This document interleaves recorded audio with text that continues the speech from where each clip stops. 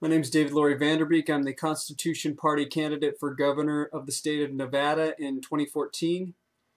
And I just want to make sure that everyone understands that they have full permission to copy and repost this video as long as you're faithful to the message that's here and you don't manipulate it. It is a fact that many of my subscribers get kicked off, and even though they're active subscribers, they're not dead accounts. And view totals and like accounts are held back.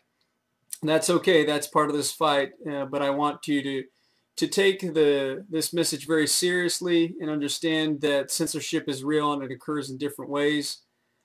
In this video, I want to give a strong acknowledgement to all the police and military and the people in our federal government that are honoring their oath to the Second Amendment rights of the people. And I'm going to not address that group. I'm not speaking to police and military and employees in federal agencies that are upholding their oath to the Constitution. So if you are an oath keeper and someone who respects the Constitution and you serve in the law enforcement, then this video is not for you. The police that I'm referring to this video are, when I use the term police, I'm using it broadly to include all levels of law enforcement. It could be at the town level, the county, the state, the city. It could be DHS, FBI, TSA, any of the alphabet federal agencies. It could be the IRS. So police in this video, I'm referring to the law enforcement that are actively engaged in assisting Obama in the destruction of the Constitution and in the infringement of the Second Amendment rights of Americans. So again, I'm not addressing all police. I'm addressing those who are violating, who are committed to violating their oath to the Second Amendment. And it is now time for police and law enforcement and federal officials and agents to step forward and state your position on the Second Amendment publicly and within your places of employment in the government. I recently put up a video about the Oath Keeper's oath as well as my oath, and in terms of when I will fire on fellow Americans. Because one of the issues that comes up often with law enforcement is that you put on a uniform, you put on a badge, and you think that you're God. And you think that because of that, it's your way or the highway.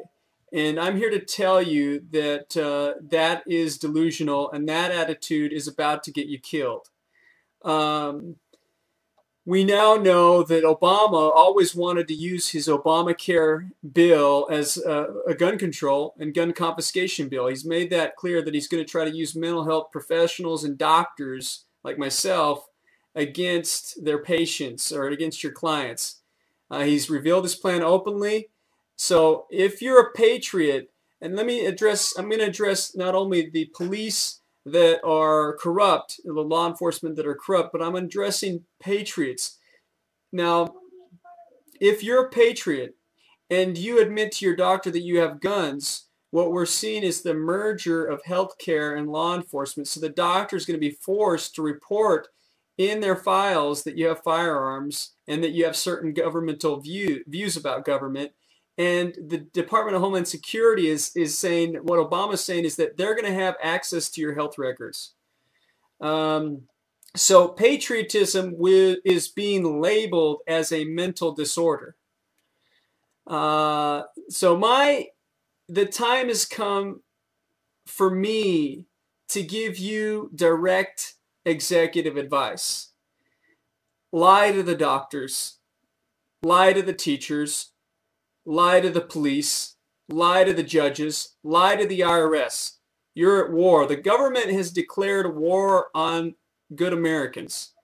Stop cooperating with them. Obama and Congress have declared war on you, and Obama has declared the U.S. a battlefield.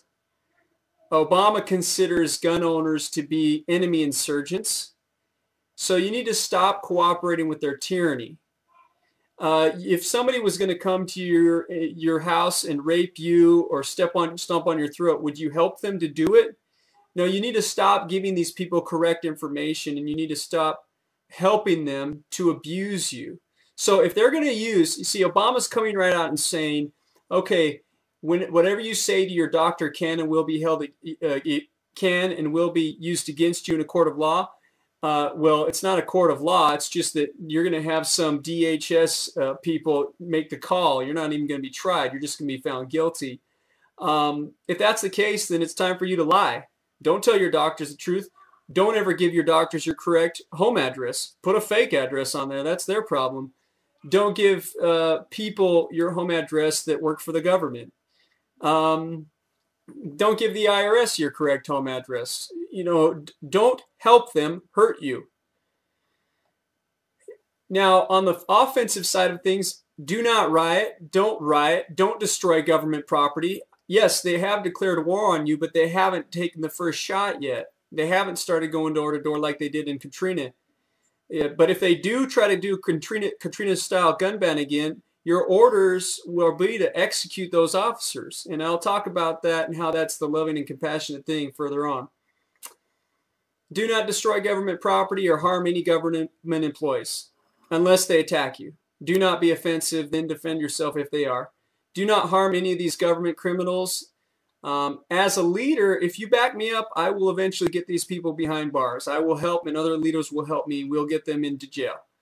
But you can protect yourselves, and you can lie to them. You have a legal right to use deception as a strategy in war. Because, as I said, every one of your words is going to be held against you. Now, as far as the police that are corrupt, if you're a police officer and you're committed to going against the people of this country, and you're in the military and you're willing to go along with gun confiscation orders, you know, you are Americans, and you need to start acting like it. Because if you don't, like I said, you're going to get yourselves killed. You're the ones that are calling for violence when you go around abusing citizens. You're the ones that are a disgrace to our country, and I'm including you federal agents that are getting fat paychecks to hurt Americans. You're getting paid to abuse American people. You're the DHS and TSA. The golden rule is the Bill of Rights, and you want us to treat you a certain way, but you want to treat us a different way, and that's not going to work anymore. And as governor of Nevada, I'm going to throw down an iron fist on corrupt law enforcement that are abusive. The day is coming when I'm going to hear a different news story. I actually already know this family. I know at least one of these families, but I'm going to hear a news story, and it's going to be a different story.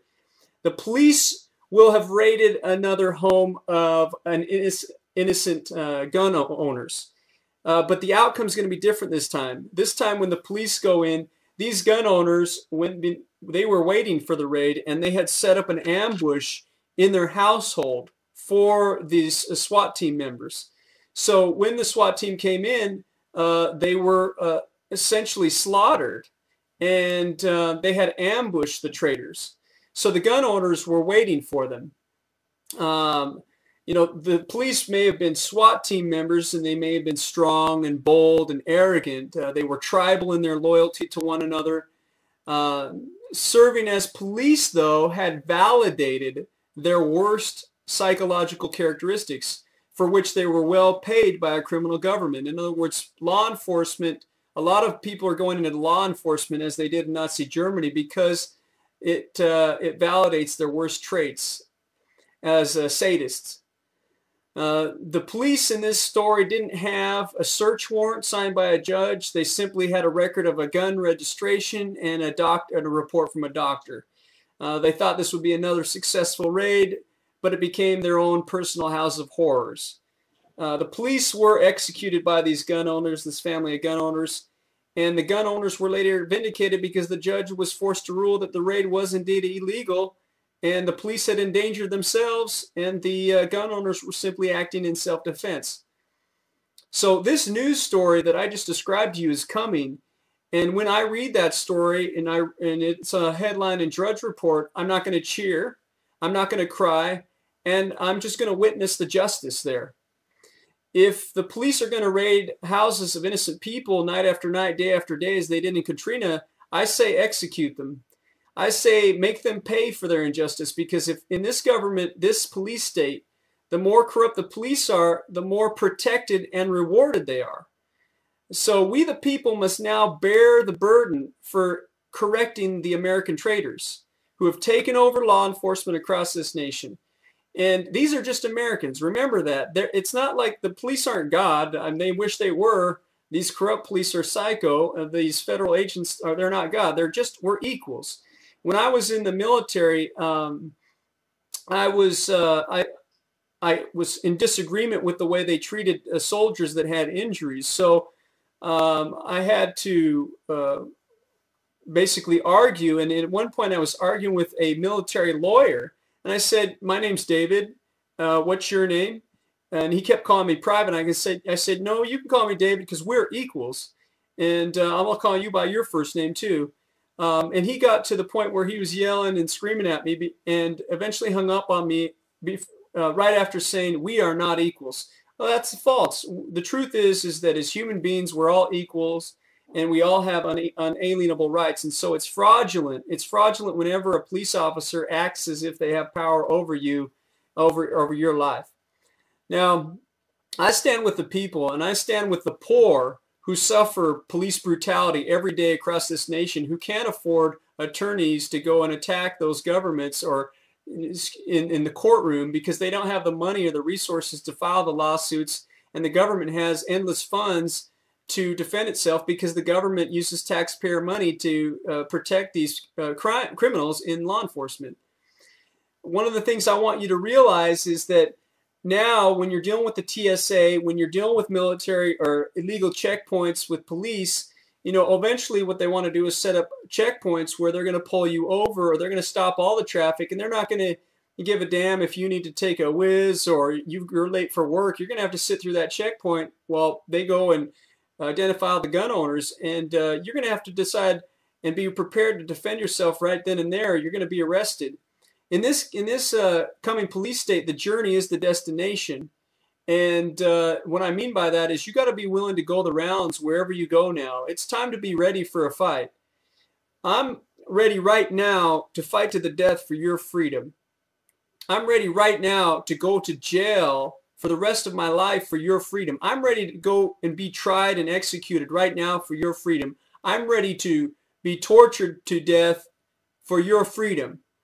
What are you willing to do for your own freedom, Americans? You have to be prepared to defend yourself from this government at any moment. When are you ready? When I was in the military, they ask you if you were ready, and the answer is always ready. You must always be armed and have a video camera. I've talked about camera gun crews because of the crimes of the police. As you record police, you have to be armed to defend yourself against the police if they try to stop you from recording. It's time for people to be ready to strike back at this illegitimate government. You have to rise up, Americans. You have to rise up and be adult men and women. So you have to carry a gun and a camera at all times. And you should go in groups if you're going to stand up to these police, because you have a legal right to disarm them if they are acting illegally. And if they won't surrender their arms, then you have a right to engage them, and it will become a death struggle. Now, a lot of people think you need the Bill of Rights to have a Second Amendment right. You know, you don't need a piece of paper like the Constitution to be free. You were born free. And the Bill of Rights, in some way, and the Constitution do us a disservice because they seem to codify and therefore limit the number of rights that we have, as if that's the code, and if it's not in the code, then it doesn't exist. No, that's not true. That's why some of our founding parents didn't even want to have a Bill of Rights. They just wanted to say the government can do these things, and anything else that's not listed here, the government can't touch it. And so that's kind of the downside of having a Bill of Rights. But you don't need a Bill of Rights. You don't even need a Second Amendment to tell you that you have a right to defend yourselves. Those papers are merely symbols of a reality that pre-existed them. Freedom is an eternal principle, an eternal reality. Tyranny is an eternal fraud.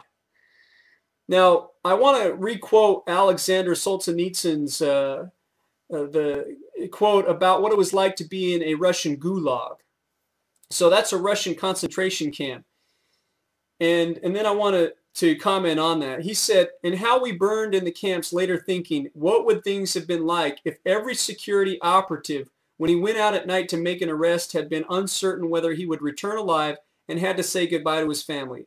Or if during periods of mass arrests, as for example in Leningrad, when they arrested a quarter of the entire city, people had not simply sat there in their lairs, paling with terror at every bang on the downstairs door and at every step of the staircase, but had understood that they had nothing to lose and had boldly set up in the downstairs hall an ambush of half a dozen people with axes, hammers, pokers, or whatever else was at hand. The organs would have quickly have suffered a shortage of officers and transport, and notwithstanding all of Stalin's thirst, the cursed machine would have ground to a halt if we didn't love freedom enough, and even more, we have had no awareness of the real situation. We purely and simply deserved everything that happened afterwards.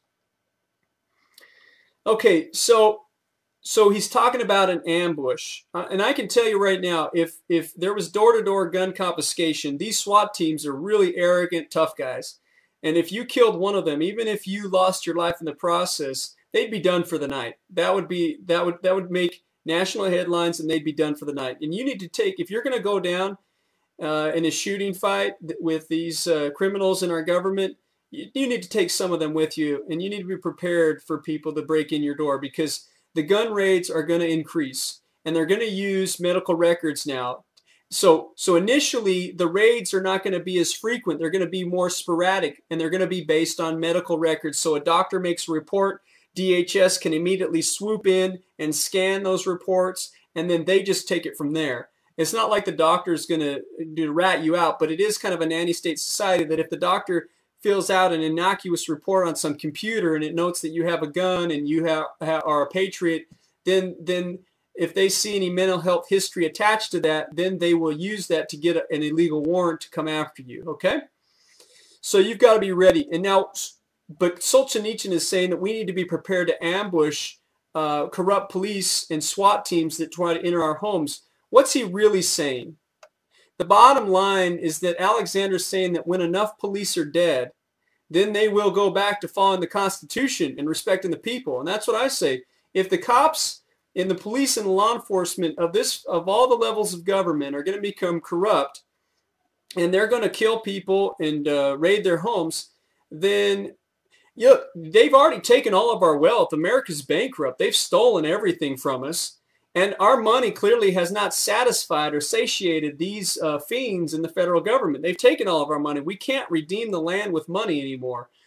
And so there's only two ways you can redeem your freedom, and that is with money or blood. And so if what they're saying is they're forcing us as Americans into a position where blood is the only option because we have no money left. They've stolen it all. And I will come out with the message to the central bankers after this message. So what I'm saying is if the police are going to violate the Constitution in a grand scale across this nation, when enough of the police are dead, then they will go back to following the Constitution and respecting the rights of the people. And to you police who are abusing and murdering American citizens, you're Americans. And you're putting yourselves in danger every time you violate the Constitution. And if you die violating the rights of innocent citizens, you have received your just reward.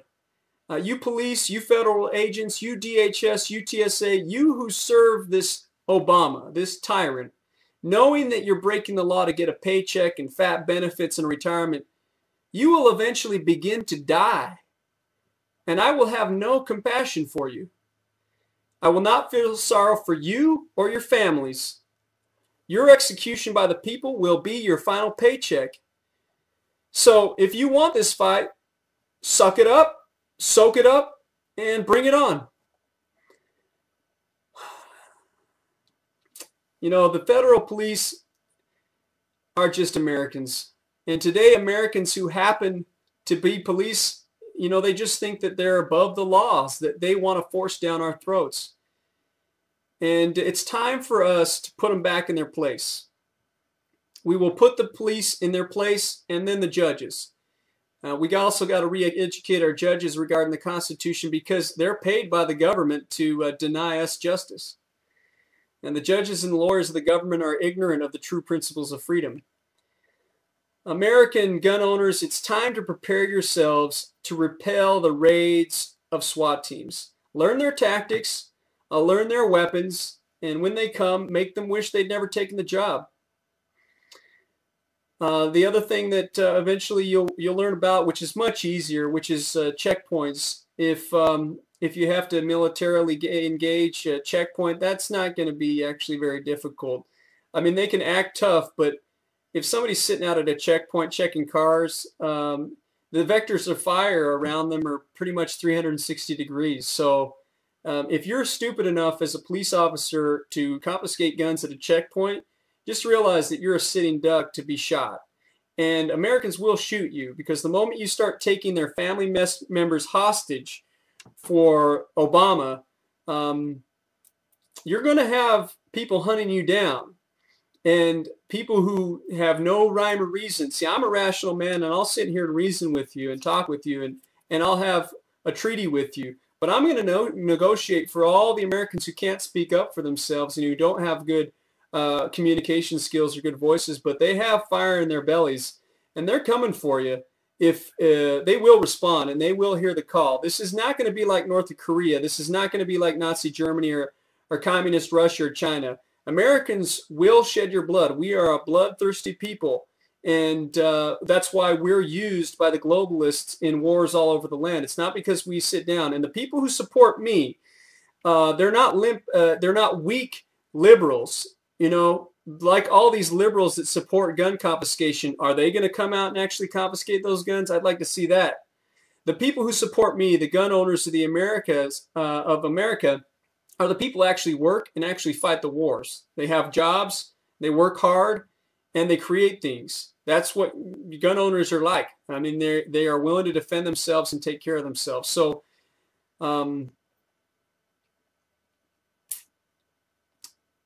I want to say one final word to you Americans. You are forewarned. You have been forewarned of the hell that will be unleashed on you if you aren't ready to respond. Because when these SWAT teams come, you need to be ready to send them to hell. As I said in the beginning, every video that I do here, because of the censorship of this tyrant Obama, could be my last. And so you want to make a copy and repost it elsewhere. My name is David Lory VanDerBeek, and I am the Constitution Party's candidate for governor of the state of Nevada in 2014.